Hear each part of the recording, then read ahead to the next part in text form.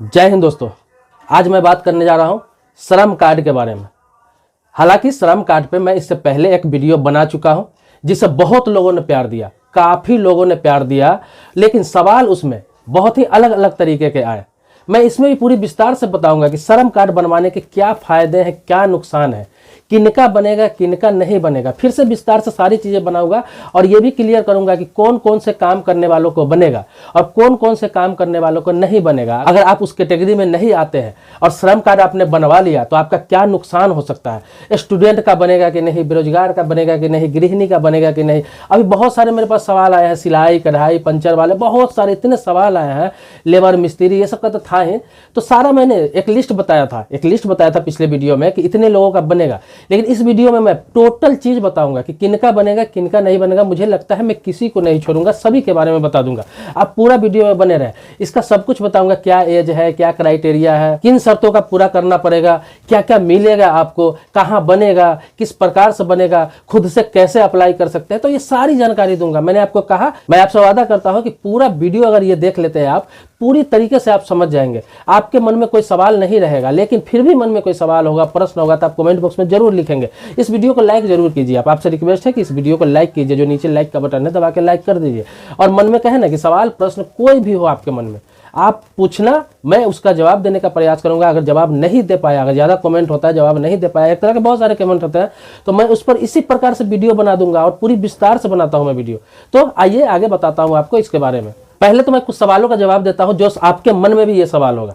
पहले तो ये जान लीजिए, कुछ लोगों का सवाल ये आया है कि मजदूर कार्ड और मनरेगा कार्ड, मनरेगा आप जानते हैं, तो मजदूर कार्ड और मनरेगा कार्ड जिनका बना हुआ है पहले से बना हुआ है, उनका ये कार्ड बनेगा कि नहीं। तो मैं आपको बता दूं कि मजदूर कार्ड जो बना हुआ है, जो लेबर कार्ड है, हर स्टेट में अलग अलग लोगों को बना हुआ है और वो स्टेट गवर्नमेंट का है। जो मजदूरों का कार्ड बना हुआ है जिसके तहत लोगों को लाभ दिया जाता है, जैसे दिल्ली सरकार, यूपी सरकार, बिहार सरकार, गुजरात सरकार, इन सभी जगहों में आपने देखा होगा कि जिनका लेबर कार्ड बना हुआ था, उनको जो लॉकडाउन लगा था पिछले 2020 में 2021 में, तो उसमें सभी के खाते पर 5-5 हजार रुपये की सुविधा दी गई। और अगर जिसे 5 हजार नहीं दी गई तो सभी स्टेट का अलग अलग था, लेकिन कुछ ना कुछ सभी जगह सुविधा मिली। जैसे कि बिहार में 1500 रुपया दिया गया, 5-500 रुपया 3 महीने करके दिया गया अकाउंट पे सभी को। दिल्ली में एक मुश्त 5 हजार दिया गया। इसी तरह जहां जहां जिसका मजदूर कार्ड बना हुआ है, सबको कुछ ना कुछ बेनिफिट मिला।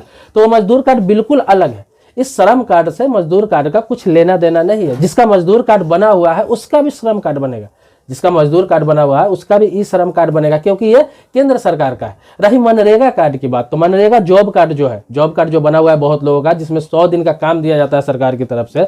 हालांकि ये भी केंद्र सरकार की योजना है और सारे स्टेट में लागू है, लेकिन जिनका भी ये कार्ड बना हुआ है उससे भी इस कार्ड का कोई मतलब नहीं। अगर आपका मजदूर कार्ड भी बना हुआ है, मनरेगा कार्ड भी बना हुआ है, फिर भी आप ई श्रम कार्ड बनवा सकते हैं। दूसरी सवाल मैं ये क्लियर कर दूं आपको कि बहुत सारे लोग ये कहते हैं कि कौन सा मजदूर का बनेगा, कैसा मजदूर का बनेगा, कैसा श्रमिक का बनेगा ई श्रम कार्ड, कौन बनवा सकता है, कौन नहीं बनवा सकता है। तो मैंने पिछले वीडियो में सारा चीज आपको बताया था कि जो इंसान, जो जैसे लेबर है, कोई कंस्ट्रक्शन लेबर है, छोटा मोटा किसान है, कोई किसी प्रकार का मजदूरी करता है, छोटा मोटा दुकानदार है, बस सीधा समझ लीजिए, इतना समझाने की जरूरत नहीं है। बहुत सारे लोग सवाल किए, इतने तरह के सवाल किए हैं, तो मैं सबका जवाब दूंगा आज। तो सीधा समझ लीजिए कि श्रम किसे कहते हैं। श्रम का मतलब होता है मेहनत, मजदूरी। तो आप शरीर से कहीं पर श्रम कर रहे हैं, मेहनत का काम कर रहे हैं, चाहे वो किसी प्रकार का काम हो, तो आप ई श्रम कार्ड बनवा सकते हैं। जैसे पिछले वीडियो में मैंने पूरा लिस्ट बताया था, इसमें और भी बताया था। बहुत सारे जो सवाल आया क्या क्या, तो कुछ लोगों ने पूछा है कि क्या टेलर का बन सकता है। सिलाई मास्टर जो सिलाई करते हैं, चाहे वो घर पे करते हो चाहे बाहर में करते हो, रह के कहीं भी करते हो, इससे कोई मतलब नहीं है।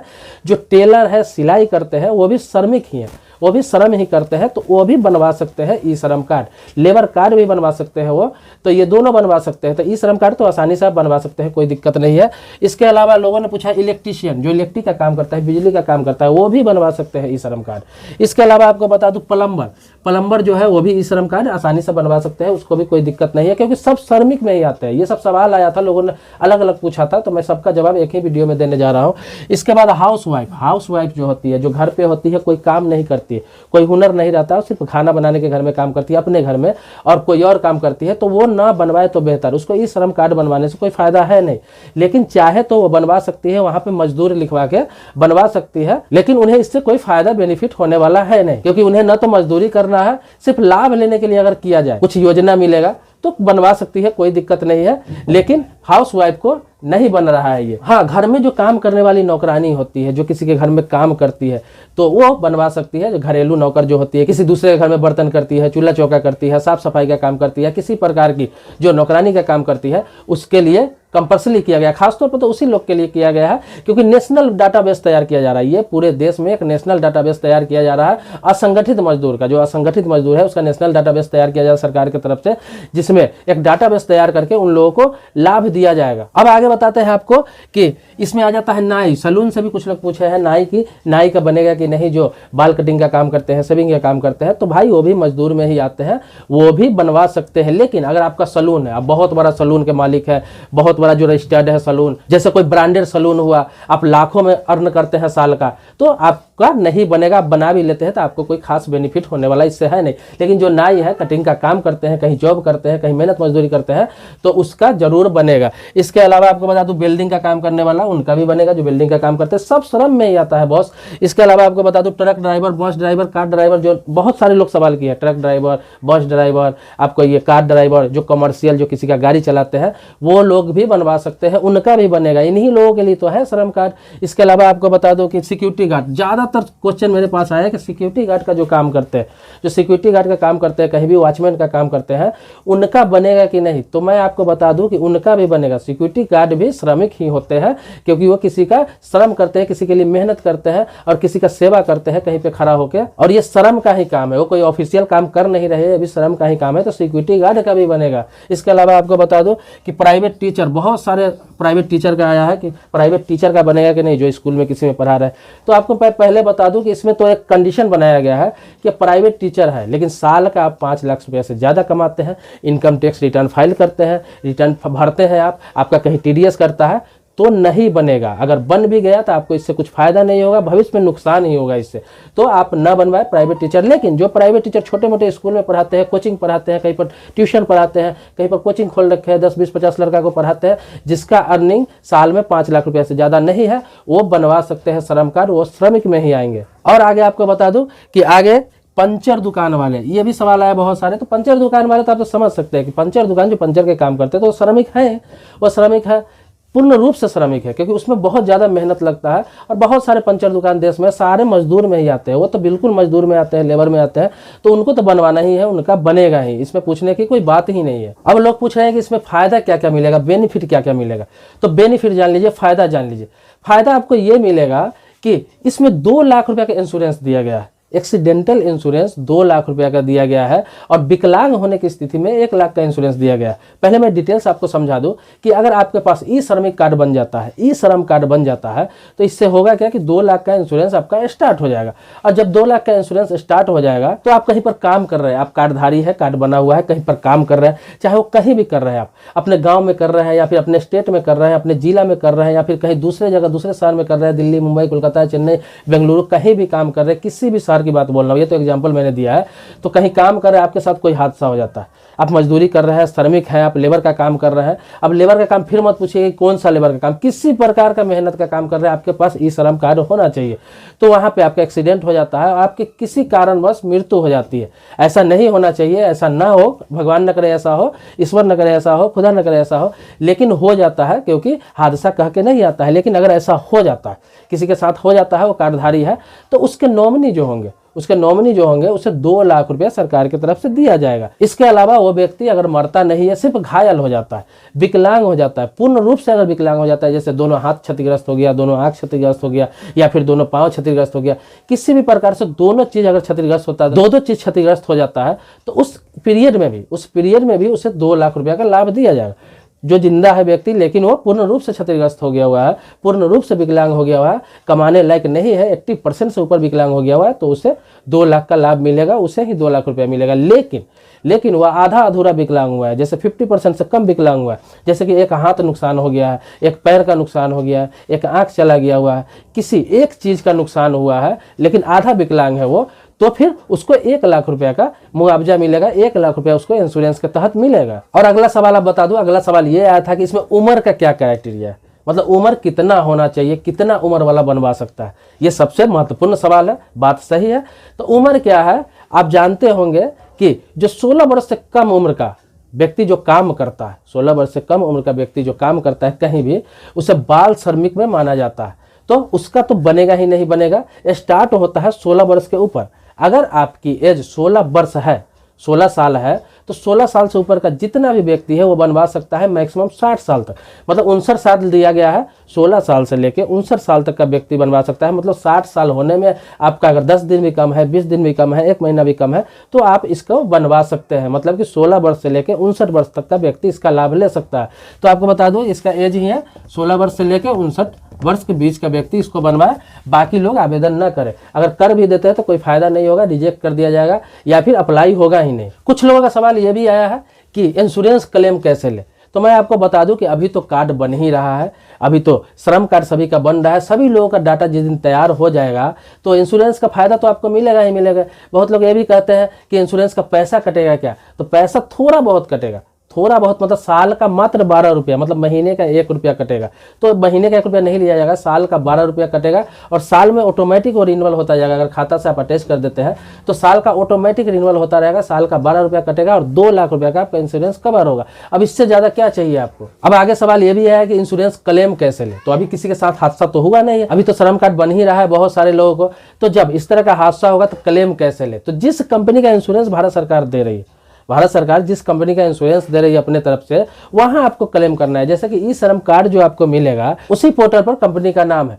तो ये प्रधानमंत्री ही सुरक्षा योजना के तहत है इंश्योरेंस और सरकार द्वारा ही दिया जाएगा। वहीं आपको क्लेम करना है, जिस कंपनी का इंश्योरेंस आपको मिल रहा है उसी सरकारी कंपनी में आपको क्लेम करना है और वहीं से आपको बीमा का लाभ मिलेगा। कुछ और आगे सवाल लेते हैं। आपको बता दूं कि कुछ लोगों ने ये पूछा है कि एक परिवार में कितने लोग बनवा सकते हैं। मतलब कि एक परिवार में ई श्रम कार्ड कितने लोगों का बन सकता है। तो आपके परिवार में सीधा है कि मजदूर का बन रहा है, श्रमिक का बन रहा है, जो लेबर है उनका बन रहा है। तो ये जो लेबर किसी प्रकार का लेबर मेहनत करते हैं उनका बन रहा है। तो आपके परिवार में जितने भी लोग हैं 16 वर्ष से लेकर 59 वर्ष तक का जितने भी लोग हैं, आपके पापा करते हैं श्रमिक का काम, मम्मी है श्रमिक, आप श्रमिक है, कितने भी जितने लोग हैं सभी का अलग अलग बनेगा। ये नहीं कि सिर्फ एक ही का परिवार में बनेगा, ऐसा कोई कंडीशन नहीं है। ये श्रमिक का डाटा तैयार किया जा रहा है। आपके अगर परिवार में 10 श्रमिक है तो 10 का बनेगा, 10 का डाटा सरकार के पास रहेगा कि इसके परिवार में 10 मजदूर है और 10 का लाभ मिलेगा आपको। इसके अलावा आगे बता दूं आपको कि एक व्यक्ति ने पूछा है कि दिव्यांग जिसको पेंशन मिलता है उसको मिलेगा क्या। मतलब जो विकलांग है, जो लाचार है, जिसे दिव्यांग कहते हैं, अगर विकलांग पेंशन मिलता है, दिव्यांग पेंशन उसे मिल रहा है तो क्या इसका लाभ मिलेगा उसे।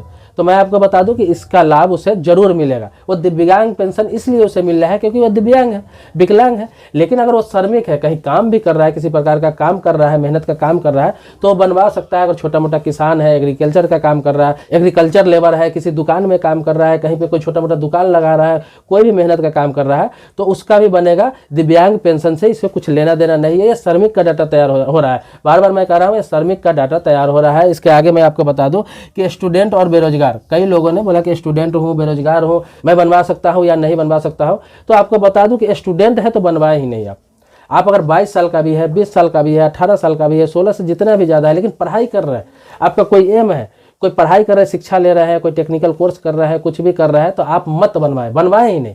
बनवाने से तो बन ही जाएगा, इसमें कोई खास डॉक्यूमेंट्स तो लग नहीं रहा है, बनवाने से बन ही जाएगा, लेकिन ना बनवाए, इससे आपका फ्यूचर अंधेरा में जा सकता है। होगा क्या कि श्रमिक की कार्ड बनवाएंगे तो आप श्रमिक के लेवल में आ जाएंगे, आप उसी में आपका डाटा तैयार हो जाएगा, आप मजदूर घोषित हो जाएंगे। अब क्या है कि आधार से लिंक होकर हो रहा है, हर चीज़ आधार से लिंक होता है आपका, तो इसीलिए इसे ना बनवाए। आप स्टूडेंट है तो नहीं बनवाए जब तक कि आपकी पढ़ाई खत्म नहीं हो जाती है। पढ़ाई खत्म हो जाती है, आप जॉब के लिए प्रयास करें, आप 5-7 साल जॉब के लिए प्रयास करें, कुछ नहीं होता है, सब संपूर्ण रूप से बेरोजगार हो जाता है, कहीं मजदूरी करने लगता है, तब बनवाए। लेकिन आप स्टूडेंट है, आपका कुछ अलग एम है, तो श्रमिक कार्ड बनवाने से कोई फायदा नहीं। आपको जॉब में आगे दिक्कत आ सकती है, क्योंकि श्रमिक लिस्ट में आप चले जाएंगे, आपको कभी काम भी मिलेगा, कहीं अप्लाई भी करेंगे तो आपको उसी प्रकार का नजरिए से देखा जाएगा। हो सकता है आपका डाटा जब देखा जाए, हर डाटा हर जगह भी जा रहा है, हर चीज़ का डाटा हर जगह जा रहा है, आपके हर डाटा पे सरकार का नजर है, क्योंकि सब चीज़ आधार से लिंक हो चुका है, आपका पैन लिंक हो चुका है, आधार से आपका बैंक अकाउंट लिंक हो चुका है, आपका सारा जो हर चीज़, राशन कार्ड लिंक हो चुका है। क्या बचा हुआ है? कुछ भी नहीं बचा हुआ है। तो श्रमिक कार्ड से अगर एक बार लिंक आपका हो जाता है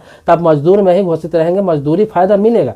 मजदूर को जो योजना मिलता है, मजदूर को जो लाभ मिलता है वो मिलेगा, लेकिन अच्छे जॉब के लिए कहीं कभी अप्लाई करेंगे सरकारी सेक्टर में तो वहाँ आपको दिक्कत आ सकती है, क्योंकि आपने स्टूडेंट आवर में ही श्रमिक कार्ड बनवा लिया था। मतलब कि आपके अंदर लालच भरा हुआ था, आप सिर्फ पैसा कमाना चाह रहे थे, आपको पढ़ाई से कोई मतलब नहीं था। बहुत सारी दिक्कत आ सकती है, बहुत सारे सवाल आ सकते हैं इंटरव्यू में, क्योंकि वहाँ उसके पास डाटा चला जाता है। जैसे सिविल स्कोर होता है, आप देखते हैं सिविल स्कोर, किसी भी बैंक में आप लोन लेने जाइए, किसी भी बैंक में लोन लेने जाइए, उसको पता होता है कि आप पर पहले से लोन है या नहीं, आपने लोन कहाँ नहीं चुकाया है, कितना किस्त आपने गिरा के रखा हुआ है, सब कुछ कैसे पता चल जाता है? सिर्फ आपके पैन नंबर से, आपके आधार नंबर से, क्योंकि डाटा सब जगह सभी का गया हुआ है। सिर्फ आधार नंबर पूछेगा, पैन नंबर पूछेगा, आपका पूरा हिस्ट्री निकाल देगा कि आपका क्या क्या कार्ड बना हुआ है, क्या क्या लाभ ले रहे हैं, क्या कितना सिविल स्कोर है, सब कुछ निकाल देता है। तो ये आपको बाद में दिक्कत आ सकती है। तो आप स्टूडेंट है तो अभी नहीं बनवा, जब आप स्टूडेंट नहीं रहेंगे, जब ऐसी परिस्थिति आएगी तो कभी भी बनवा सकते हैं। ये नहीं कि अभी बन रहा है, ये लाइफ टाइम के लिए डाटाबेस तैयार होता रहेगा। अब बता दूं बेरोजगार बनवा सकते हैं कि नहीं। बेरोजगार मतलब कहीं काम नहीं कर रहे हैं, कुछ भी काम नहीं कर रहे हैं, ना कहीं मजदूरी कर रहे हैं, ना कहीं छोटा मोटा जॉब कर रहे हैं, ना छोटा मोटा दुकान कर रहे हैं,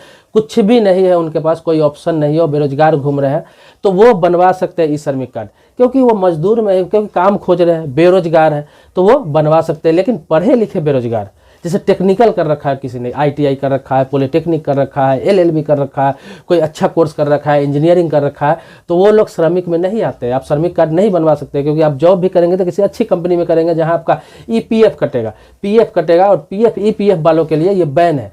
सीधा मना किया गया है कि जिनका EPF कटता है, कोई बड़ी कंपनी में कोई जॉब कर रहा है, जैसे HR हो गया, कोई मैनेजर हो गया, कोई सुपरवाइजर हो गया, कोई अच्छे पोस्ट पे काम कर रहा है, उन लोगों का नहीं बनेगा। जिनका EPF कटता है वो श्रम कार्ड अगर बनवा लेते हैं तो फिर उनको EPF में दिक्कत आ सकती है, EPF का पैसा उनको फंस सकता है। लेकिन जिनका EPF नहीं है वो बनवा सकते हैं। जैसे कि कोई कैजुअल काम कर रहा है किसी कंपनी में, कैजुअल काम कर रहा है, किसी फैक्ट्री में काम कर रहा है, किसी कंपनी में काम कर रहा है, वो परमानेंट नहीं है, ऐसे ही 2 महीना 4 महीना 6 महीना कर रहे हैं, या फिर रेगुलर भी कर रहे हैं, तो वो कंपनी की तरफ से हायर नहीं है, वो कंपनी की तरफ से हायर नहीं, किसी संस्था की तरफ से हायर है, या किसी आपको प्लेसमेंट एजेंसी की तरफ से हायर है, किसी कंसल्टेंसी की तरफ से हायर है, या किसी ठेकेदार की तरफ से हायर है, तो वो सारे लोग बनवा सकते हैं। सारे लोग मजदूर में ही आते हैं। आपके जानकारी के लिए बता दूं कि ये श्रमिक कार्ड है, श्रम कार्ड। मैंने बताया कि श्रम कार्ड है, ये जितने भी श्रम करने वाले लोग, जितने भी मेहनत करने वाले लोग हैं, जितने भी मजदूरी करने वाले लोग हैं, या फिर शरीर से मेहनत करने वाले, ऑफिशियल काम की बात नहीं कर रहा हूँ, शरीर से मेहनत करने वाले हैं, उन सबका बनेगा। क्योंकि वहाँ पे से पूछा जाता है,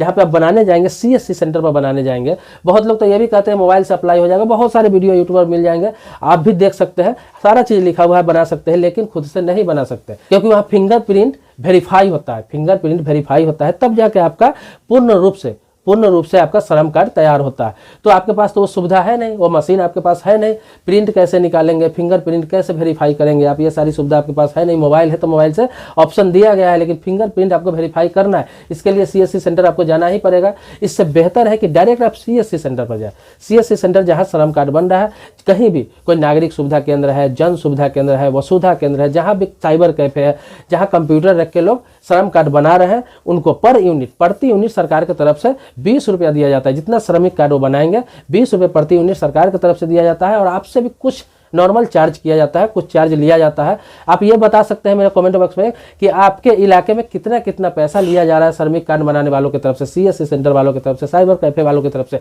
ये आप बता सकते हैं। मेरे कमेंट बॉक्स में आप लिखेंगे तो मैं आपको बताऊंगा कि कितना वाजिब रेट लगना चाहिए, कितना नहीं लगना चाहिए। तो आप मुझे कमेंट बॉक्स में लिख के बता सकते हैं कि आपके इलाके में, आप जहाँ के रहने वाले, अपने शहर के नाम के साथ, और वहाँ पर लिखे कि कितना पैसा लिया जा रहा है, नाजायज पैसा लिया जा रहा है या जायज पैसा लिया जा रहा है, मैं ये जरूर बताऊंगा आपको। हमारे देश में देखते होंगे कि बहुत सारे लोग ऐसे हैं जो संपन्न है, जिनके पास 2-4 गाड़ी है, अच्छा जॉब है, सरकारी नौकरी है, या फिर बढ़िया नौकरी है, अच्छा जमींदार इंसान है। अच्छे लोग भी गांव में आप देखते होंगे, और छोटे शहरों में खास तौर पे अच्छे लोग भी जब देखते हैं कि कोई सरकारी योजना आता है, जैसे श्रमिक कार्ड का लाभ हुआ, मजदूर कार्ड का लाभ हुआ, किसी प्रकार का जो योजना आता है सरकार की तरफ से, उसमें भीड़ लगा देते हैं बनाने के लिए, जबकि उसकी सैलरी 20,000, 30,000, 50,000, 1 लाख ऐसे सैलरी होती है। लेकिन पैसे वाले होते हैं, लेकिन लाभ लेने के लिए वो भी बनवा लेते हैं हर कार्ड। तो मैं आप लोगों को आगाह करना चाहूँगा, आप लोगों को बताना चाहूँगा, हाथ जोड़ के कहना चाहूँगा कि मेरे भाई, अगर आप संपन्न हैं, आप 20-30,000, 40,000, 50,000, लाख रुपए महीने कमा रहे हैं, 20,000 से ऊपर अगर महीने आप कमा रहे हैं, तो फिर आपसे निवेदन है कि आप किसी का हक मारी ना करें, क्योंकि आप संपन्न हैं। अगर आपके घर में 2-3 बंदे हैं जो 20-20,000 रुपये कमा रहा है, तो आप इनकम टैक्स के दायरे में आ जाते हैं और इनकम टैक्स रिटर्न फाइल करते हैं। आप अच्छा कमाने खाने वाले हैं, हर चीज़ से संपन्न है, आपको किसी चीज़ की कमी नहीं है, घर से स्ट्रांग है, तो फिर आप इस सब चीज़ में ना पड़े, लोगों का हकमारी ना करे। जो गरीब मजदूर का हक है उन्हें बनवाने दे, आप बनवा के उनका हकमारी ना करें, क्योंकि नेशनल डाटाबेस तैयार किया जा रहा है। इसमें क्या है, सरकार को असंगठित मजदूर का सर्वे करना है, जो लगभग 38 से 40 करोड़ लोग हैं देश में। अब इसमें क्या है कि बहुत सारे लोग ऐसे बनवा रहे हैं जो संपन्न है, वो लोग बनवा लेते हैं, बाकी लोगों का हकमारी कर लेते हैं। इससे क्या होता है, डाटाबेस में पता चलेगा कि इस देश में 40 करोड़ नहीं 100 करोड़ मजदूर है, जबकि सच्चाई यही है कि 38 से 40 करोड़ ही असंगठित मजदूर है। लेकिन जिस रफ्तार से, जिस तरह से लोग बनवा रहे हैं, अच्छे लोग बनवा रहे हैं, इससे तो डाटा 100 करोड़ पार कर जाएगा, जिसमें 60% फर्जी होगा, जिसमें 60% लोग फर्जी होंगे। उन लोगों को डिस्टर्ब करेंगे जो ओरिजिनल में मजदूर है, ओरिजिनल में श्रमिक है, ओरिजिनल में लेबर मजदूर का काम करने वाले हैं, तो उनको डिस्टर्ब करेगा ये लोग। ना खुद लाभ लेगा ना इसको देने देगा, क्योंकि इतनी संख्या में एप्लीकेशन हो जाएगा कि सरकार भी लाभ देने से कतराएगी। सरकार को तो 38 से 40 करोड़ आदमी का बजट पास करना है, उसमें अगर 100 करोड़ मजदूर करवा लेता है श्रम कार्ड, तो उसमें छांटना उनके लिए मुश्किल हो जाएगा और लाभ देने से भी हिचकिचाएगी, क्योंकि बजट 404 करोड़ का सालाना है। अब 404 करोड़ में लाभ पहुंचाना है 38 करोड़ से 40 करोड़ लोगों को, और इसमें अगर 100 करोड़ पार कर जाता है, जिस हिसाब से सारे लोग बनवा रहे हैं, जो अच्छा दुकान किया हुआ है, कहीं पर राशन का दुकान किया हुआ है, अच्छा दुकान चलता है, किसी का होटल चल रहा है, किसी का कुछ चल रहा है, किसी का कपड़े का अच्छा दुकान चल रहा है, ये लोग श्रमिक में नहीं आते। अब जो लोग दुकान किए हुआ है, 2-4 स्टाफ काम कर रहा है, या फिर घर के लोग 2-4 काम कर रहे हैं, महीने में 30,000 40,000 50,000 लाख रुपए कमा रहे हैं, वो लोग श्रमिक कार्ड न बनवाए। लेकिन ज्यादातर मैं देख रहा हूँ इसी प्रकार के लोग अप्लाई कर रहे हैं, मजदूर तो कर ही रहे, लेकिन ज्यादातर इसी तरह के लोग अप्लाई कर रहे हैं। इससे हमारा देश कहाँ जाएगा, इससे हमारा देश कहाँ जाएगा। गलत डाटा हम सरकार को देते हैं और बाद में सरकार को ही हम जिम्मेवार ठहराएंगे, सरकार कुछ नहीं दे रहे। कैसे देगी भाई, तुम लोग इतना भीड़ लगा दिया कि जो जरूरतमंद है उसको भी सरकार नहीं दे पा रही है। इस तरह के जो बिजनेस करते हैं उनसे अगर पूछेंगे तो बोलेंगे मैं तो बेरोजगार हूँ यार, दुकान कर लियो, मुझे रोजगार नहीं मिला। उसको ये समझ में आता ही नहीं कि जो किया वही तो रोजगार, सबसे बड़ा रोजगार तो वही है। तो इन लोगों से मैं कहना चाहूँगा कि आप लोग अपने आप को बेरोजगार साबित करते हैं, जबकि सरकार के तरफ से मात्र 5%, पूरे देश में सभी डिपार्टमेंट मिलाकर 5% लोगों को ही रोजगार दे सकते हैं, सरकारी नौकरी दे सकते हैं। बाकी लोगों को तो खुद का रोजगार करना है। ये सिर्फ भारत में ही नहीं, पूरे वर्ल्ड में कहीं जाइए तो 100% लोग को या फिर 80% लोग को सरकार रोजगार नहीं दे सकती है, या फिर उसे जॉब नहीं दे सकती है। रोजगार का साधन आपको खुद तलाशना होगा और रोजगार खुद करना होगा। इतनी बड़ी आबादी में आप कुछ भी करते हैं, बहुत सारा काम करते हैं, कहीं राशन का दुकान का किया हुआ है, कोई पान का दुकान किया हुआ है, कोई चाय का दुकान किया हुआ है, कोई रिक्शा चलाता है, कोई ठेला चलाता है, कोई गाड़ी चलाता है, कोई आपको ट्रक चलाता है, किसी का रेंट का बिजनेस है, किसी का मकान बनाने का ठेकेदारी लेता है, बहुत सारा चीज़ है। तो ये लोग बेरोजगार में नहीं आते हैं भाई साहब, ठेकेदार बेरोजगार में नहीं आते हैं। हाँ, जो कंस्ट्रक्शन का राजमिस्त्री हो गया, लेबर हो गया, वो लोग मजदूर में आते हैं, वो भी बेरोजगार में नहीं आते हैं, मजदूर में आते हैं। उन लोगों को ये फायदा मिलना चाहिए और उन लोगों को ही मिलने दे। अगर आपके यहाँ कोई दूध वाला आता है, कोई पेपर वाला आता है, या फिर आपके यहाँ कोई काम करने वाला आता है, माली आता है, धोबी आता है, इस तरह के काम करने वाला कोई है आपके पास, तो आते ही हैं, आपके गली में आते हैं, आपके मोहल्ले में आते हैं, आपके पास आते हैं, तो आपकी जिम्मेवारी है कि आप उसे पकड़ के, उसे समझा के, उसे ये बात बता के उसे रजिस्ट्रेशन करवा दें, ताकि उस डाटा में वो चले जाए, नेशनल डाटा में चले जाए, श्रमिक में, ताकि उसे कुछ लाभ मिले। ये नहीं कि उसको भी करवा दे, साथ में अपना भी करवा ले। भाई साहब, आपके यहाँ वो मजदूरी करता है, लेबर का काम करता है, आपके यहाँ दूध पहुँचाता है, पेपर पहुँचाता है, आपके यहाँ काम करता है, आपके यहाँ साफ सफाई का काम करता है, आपके यहाँ बर्तन पोछा का काम करती है कोई महिला, तो उन लोगों को बनवा दे। ये नहीं कि उनको भी बनवा दे, अपना भी बनवा ले। आप श्रमिक कहाँ से हुए? आपके यहाँ तो श्रम कर रहे हैं, श्रमिक तो वो हुए, आप तो मालिक हुए। तो आप इन बातों को समझिए, सभी लोग ये कार्ड को न बनवाए। जो संपन्न है, जो रोजगार कहीं पर कर रहे हैं, रोजगार का मतलब फिर मैं आपको बता दूं, रोजगार का मतलब सरकारी नौकरी नहीं होता। आप किसी प्रकार का रोजगार कर रहे हैं, जहाँ पर बैठे बैठे आप बिजनेस कर रहे हैं, कहीं पे दुकान कर रहे हैं, कोई ऑफिशियल वर्क कर रहे हैं, कोई ऑनलाइन वर्क कर रहे हैं, आपके पास सब चीज़ संपन्न है, जहाँ साल का आप लाख, 1.5 लाख, 2 लाख, 5 लाख रुपया कमाते हैं, तो फिर इस सब चीज़ में ना पड़े आप। ये तो मैं एग्जाम्पल बताया हूँ, मैं आपको समझाने के लिए बात बताया हूँ। लेकिन सरकार की तरफ से कहा गया कि जो लोग रिटर्न फाइल करते हैं, अब रिटर्न फाइल के दायरे में कौन लोग आ जाते हैं? ऐसे तो 2.5 लाख से ऊपर जिनका सालाना इनकम, 2.5 लाख से ऊपर जिनका सालाना इनकम है, वो सब रिटर्न फाइल के दायरे में आ जाता है। रिटर्न उनको करना है, टैक्स नहीं देना है, टैक्स के दायरे में नहीं आता है। 5 लाख तक छूट है, लेकिन रिटर्न फाइल करना है। अगर 2.5 लाख से ऊपर साल का इनकम है तो रिटर्न फाइल करना है। वो लोग श्रमिक के दायरे में नहीं आते हैं, श्रम कार्ड वो नहीं बनवा सकते, लेकिन बनवा रहे हैं बहुत लोग। लेकिन 5 लाख से ऊपर अगर आपका इनकम है सालाना, तब तो कभी किसी हालत में आप मजदूर हुए ही नहीं, आप मालिक ही कहलाए जाएंगे और आप टैक्स के दायरे में आ जाते हैं। तो आप लोग अगर बनवा रहे हैं तो बहुत गलत कर रहे हैं। जिनका हक है उनका हकमारी कर रहे हैं, किसी का अधिकार छीन रहे हैं, किसी को डिस्टर्ब कर रहे हैं, किसी को तंग कर रहे हैं, परेशान कर रहे हैं। मजदूर को आप हक दिलवाना नहीं चाह रहे हैं। अब आगे सवाल आपको बता दूं, आगे ये सवाल है कि अन्य सरकारी योजना का लाभ मिलेगा या नहीं मिलेगा। मतलब बाकी जो सरकारी योजना का लाभ आप ले रहे हैं, अदर दूसरे तरह का सरकारी योजना का लाभ आपको मिल रहा है, कोई भी किसी प्रकार का, जैसे पेंशन मिल रहा है। बहुत लोग कहे कि वृद्धा पेंशन मिल रहा है, उनका होगा कि नहीं रजिस्ट्रेशन। तो भाई साहब आपको बता दूं कि ये 59 साल तक के लोगों के लिए रजिस्ट्रेशन हो रहा है। ये 59 साल तक लोग हैं जो 60 साल के अंदर है, उनका रजिस्ट्रेशन हो रहा है। और वृद्धा पेंशन कब मिलता है? जब 60 साल प्लस हो जाता है तब। तो उनका तो रजिस्ट्रेशन होगा ही नहीं, तो लाभ मिलने की कहाँ सी बात होगी। हाँ, आपको आगे बता दूं कि लेबर और मनरेगा कार्ड अगर बना हुआ है, लेबर कार्ड और मनरेगा कार्ड बना हुआ है, उससे इसको कोई मतलब नहीं है। ये श्रमिक कार्ड उसको जरूर बनेगा, अगर बनवाएंगे तो बन सकता है, नहीं बनवाए उनकी मर्जी। इसके अलावा किसान पेंशन वाले, किसान पेंशन जो साल में 6,000 रुपया जो अभी सबको मिल रहा है, जो भी किसान है, छोटे मोटे किसान है या बड़े किसान है, साल में 6,000 रुपया किसान पेंशन योजना के तहत मिल रहा है। वो पूछ रहे हैं कि मेरा रजिस्ट्रेशन होगा कि नहीं, तो आपका भी होगा। जो छोटे किसान है, जो अपना खुद से खेती करते हैं, खुद से खाते हैं और थोड़ा बहुत जो बचता है वो बेचते हैं। बड़े किसान नहीं है, 5 एकड़ से ज़्यादा जमीन जिनके पास नहीं है, वो छोटे किसान है, वो भी श्रमिक में ही आते हैं और खुद खेती करते हैं, खुद मेहनत करते हैं, वो श्रमिक में ही आते हैं। और उनके खेती में जितने भी लोग काम करने वाले हैं वो तो श्रमिक में आते ही हैं, उनका तो बनेगा ही। आपकी जिम्मेवारी है, आप उन्हें भी बनवा दीजिए और अपना भी आप बनवा सकते हैं। अगर छोटे किसान है, आप स्मॉल फार्मर है, तो आप भी अपना बनवा लें और अपने लेबर मजदूर को भी बनवा दें। जितने लोग काम करने वाले हैं आपके पास, सबको बनवा दें। इसी प्रकार से जो फैक्ट्री वर्कर है, छोटे मोटे फैक्ट्री चलाते हैं, उनके यहाँ जो काम करने वाले हैं, उनको बता के आपकी जिम्मेवारी है कि आप उन्हें रजिस्ट्रेशन करवा दें। इसको बनाने के लिए डॉक्यूमेंट्स तो आपको पता ही है, नहीं है तो सुन लीजिए एक बार और कि आधार कार्ड आपको चाहिए। आधार कार्ड, बैंक खाता और मोबाइल नंबर। सिर्फ आधार कार्ड और बैंक खाता, किसी भी बैंक में खाता होना चाहिए, और मोबाइल नंबर आपका एक परमानेंट मोबाइल नंबर होना चाहिए जिसके साथ ये रजिस्ट्रेशन होगा। ये तीनों चीज़ चाहिए ही चाहिए। अगर ये तीनों चीज़ आपके पास है तो आप झूठ बोल के भी बनवा सकते हैं। अगर ऑफिसर है, बहुत बड़ी कंपनी चला रहे हैं, फैक्ट्री चला रहे हैं, बहुत बड़े संपत्ति का मालिक है, फिर भी वहाँ जाकर झूठ बोल के बनवा सकते हैं कि मैं मजदूर हूँ, और मजदूर कार्ड आप एप्लीकेशन कर सकते हैं, रजिस्ट्रेशन कर सकते हैं और आपका बन के आ भी जाएगा। लेकिन ये होगा क्या, ये क्या होगा, मजदूरों के साथ गद्दारी होगा, श्रमिक के साथ गद्दारी होगा, श्रमिक के साथ धोखा होगा, क्योंकि आप उसका हकमारी कर रहे हैं। आप गरीब का खाने जा रहे हैं, जबकि आपको इनकम टैक्स देना है। आप इनकम टैक्स देते हैं, पैसे वाले हैं, फैक्ट्री चला रहे हैं, कहीं पर दुकान चला रहे हैं, बड़ा कहीं जीएसटी रजिस्ट्रेशन आपका पहले हो चुका है। जीएसटी रजिस्ट्रेशन जिसका है, जिस दुकानदार का, समझिए कि वो गरीबी रेखा से ऊपर चला गया। वो आदमी भी अगर श्रमिक कार्ड बनवा रहा है तो लानत है उस पर, उसे शर्म से डूब मरना चाहिए, क्योंकि वो किसी श्रमिक का हक मार रहा है, किसी मजदूर का हक मार रहा है। उसे तो बनवाना ही नहीं चाहिए। हाँ, उसके यहाँ काम करने वाले जितने लोग हैं उनकी जिम्मेवारी है कि उनको कह के बताए कि जाओ श्रमिक कार्ड बनवा लो। सरकार की तरफ से श्रमिकों का डाटा तैयार हो रहा है, जो सरकार की तरफ से कुछ लाभ मिलेगा, बाकी जैसे तुम काम कर रहे हो करते रहो। अब कुछ लोग पूछ रहे हैं कि ये डॉक्यूमेंट्स अगर आधार कार्ड, बैंक खाता और मोबाइल नंबर है तो उसके बाद क्या क्या प्रोसेस है, क्या करना होगा। तो आपका प्रोसेस कुछ भी नहीं, मैंने आपको बताया, सीएससी सेंटर, साइबर कैफे, नागरिक सुविधा केंद्र, जन सुविधा केंद्र, किसी भी प्रकार का वसुधा केंद्र, इस प्रकार का किसी भी प्रकार का जो कंप्यूटर पर ऑनलाइन काम करते हैं वो हर गली मोहल्ले में आपको मिल जाएंगे, हर बड़े छोटे शहरों में मिल जाएंगे। वहाँ आपको जाना है, वहाँ पर आपको ये सब डॉक्यूमेंट देना है, जो 3 डॉक्यूमेंट्स मैंने बताया वो देना है आपको। बस वहाँ पे फॉर्म आपका भरा जाएगा, अपना काम बताइए, अपना क्वालिफिकेशन बताइए और सारा चीज़ आपसे पूछा जाएगा जो ज़रूरत पड़ेगा। इसके अलावा आपको फिंगर वेरिफिकेशन करेगा, वो फिंगर वेरिफिकेशन करेगा, OTP वेरिफिकेशन करेगा। उसके बाद आपका एप्लीकेशन फाइनल कर दिया जाएगा। कुछ दिनों बाद आपको ई श्रमिक कार्ड निकाल के दे दिया जाएगा, बना के दे दिया जाएगा। जैसे आधार कार्ड आप बनवाते हैं और 1 हफ्ते बाद, 15 दिन बाद आपका आधार कार्ड ऑनलाइन बन के आ जाता है और कहीं से प्रिंट निकलवा लेते हैं और देश में कहीं भी वैलिड है। इसी प्रकार से ई श्रमिक कार्ड अप्लाई करेंगे, आपको 10-15 दिन बाद आपको ई श्रमिक कार्ड निकाल के दे दिया जाएगा। ये देश में कहीं भी वैलिड रहेगा। इससे फायदा क्या होगा, और फायदा आपको बता दूं कि ये श्रमिक कार्ड आपके पास रहेगा तो देश में कहीं भी जब काम करने जाएंगे, देश में कहीं भी काम करने जाएंगे, ये एक तरह का आपका एक्सपीरियंस सर्टिफिकेट रहेगा।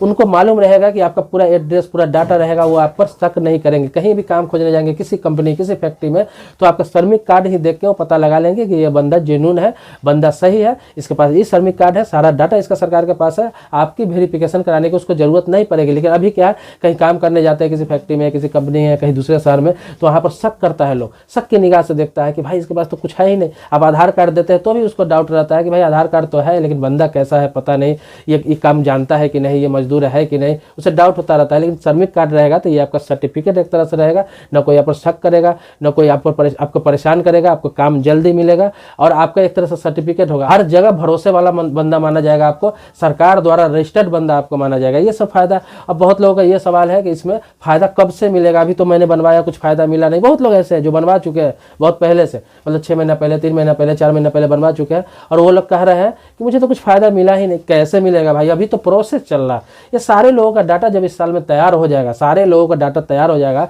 तो सारे लोगों को बेनिफिट एक साथ मिलेगा, एक साथ सभी को फायदा मिलेगा, सभी को योजना बताया जाएगा। इसके लिए 404 करोड़ का सरकार का बजट है। लगभग 40 से 38 करोड़ मजदूर मजदूर के लिए 404 करोड़ का सरकार का बजट है सालाना, हर साल, ये नहीं कि एक बार, सालाना बजट है। तो वो जो बजट है उसको खर्च भी तो करना है, तो मजदूरों पे खर्च किया जाएगा। किस तरह से खर्च किया जाएगा तो आप समझिए, मैंने आपको बताया इंश्योरेंस पे तो खर्च किया ही जाएगा। जैसे कोई आपदा आ जाता है, विपदा आ जाता है, किसी प्रकार का आफत आ जाता है, जैसे कोरोना जैसा लॉकडाउन कोई लग जाता है, तो उसमें सरकार आपको मदद करेगी, अकाउंट पे सीधा पैसा भेजेगी, 5,000 हो या 10,000 हो। इसके अलावा जिस सेक्टर में आप काम करते हैं, आप मजदूर है किसी प्रकार का, जो मैंने आपको बताया कि आप कंस्ट्रक्शन लेबर है, आपको राजमिस्त्री है, किसी प्रकार का आप काम करते हैं, तो उसके लिए आपको 10,000 15,000 बीच में सालाना सरकार देती है सामान खरीदने के लिए। कुछ ना कुछ आपका हेल्प होता रहेगा। इसके अलावा बहुत सारा योजना है जिसके तहत आपको अनाज मिलेगा, राशन मिलेगा, वो तो मिलता ही, अलग मिलता है। इसके अलावा मजदूरों को, लेबर को मिलता ही है। जैसे दिल्ली में आप देखते हैं, दिल्ली सरकार की तरफ से दिया जा रहा है, जिसका इसका लेबर कार्ड है, उसे सालाना 5,000 रुपये तो मिलता ही किसी न किसी आफत विपदा में।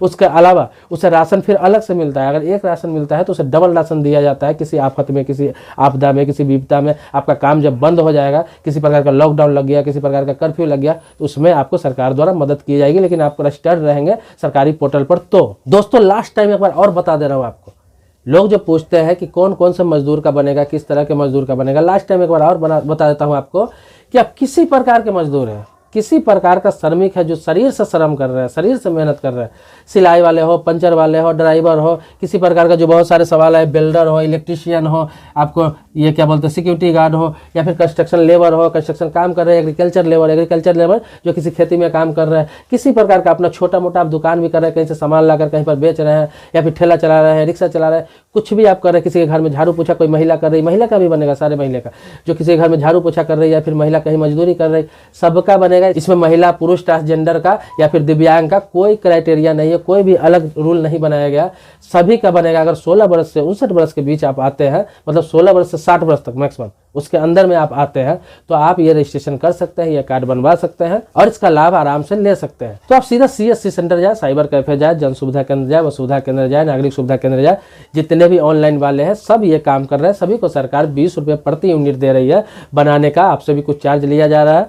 तो आप जाए वहां पर और आराम से बनवाए, खुद से प्रयास न करें, क्योंकि थोड़ा सा भी मिस्टेक हो गया तो आपका कार्ड रिजेक्ट हो जाएगा, दोबारा आप अप्लाई नहीं कर सकते, आपको दिक्कत आ सकती है भविष्य में। अब इसके अलावा कोई क्वेश्चन है, इसके अलावा मन में कोई सवाल है, प्रश्न है, और कुछ पूछना है नया जिस पर मैं वीडियो बना सकूं, मुझे लगता है जितना सवाल आया था सबका मैं क्लियर कर चुका हूं, लेकिन इसके अलावा और भी बहुत सारे सवाल है, क्योंकि सवाल ही सवाल को जन्म देती है। हो सकता है कोई मन में शंका हो, कुछ पूछना हो, कुछ जानना हो, तो सवाल कभी खत्म नहीं होते हैं, आप पूछ सकते हैं। मैं निरंतर आपके लिए वीडियो बनाता रहूंगा इसी प्रकार से, क्योंकि मेरे चैनल पर इसी प्रकार के वीडियो अपलोड होते रहते हैं। वैसे तो कानून से संबंधित जानकारी देता हूँ, आप देखते होंगे कानून से संबंधित जानकारी देता हूँ और देता रहूंगा, लेकिन अभी फिलहाल जो चल रहा है, जो योजना चल रहा है, उस पर मैं बता रहा हूँ, क्योंकि लोगों का डिमांड है। तो आपके मन में और भी सवाल हो, या फिर किसी नई योजना पर आप वीडियो बनवाना चाहते हैं, किसी नए कानून पर वीडियो बनवाना चाहते हैं, किसी नए टॉपिक को आप जानना चाहते हैं, तो आप कमेंट बॉक्स में लिखें, मैं उस पर वीडियो जरूर बनाऊंगा। आप लिखने से हिचकिचाए नहीं। तो दोस्तों, अगर मेरे सब्सक्राइबर है, आप पहले से सब्सक्राइब कर चुके हैं चैनल, तो इसके लिए कोटि कोटि धन्यवाद देता हूं। लेकिन अगर आपने अभी तक सब्सक्राइब नहीं किया है चैनल को, तो बगल में लाल जो सब्सक्राइब लिखा हुआ है उसको दबा के बगल वाला बेल घंटी भी दबा दीजिए। इससे क्या है, सबसे पहले आपको वीडियो मिलेगा। तो मिलते हैं नेक्स्ट वीडियो में एक नए टॉपिक के साथ, जो सवाल आप ही का होगा, जवाब मेरा होगा। तब तक के लिए जय हिंद दोस्तों, धन्यवाद दोस्तों, शुक्रिया दोस्तों। कितना मिनट है?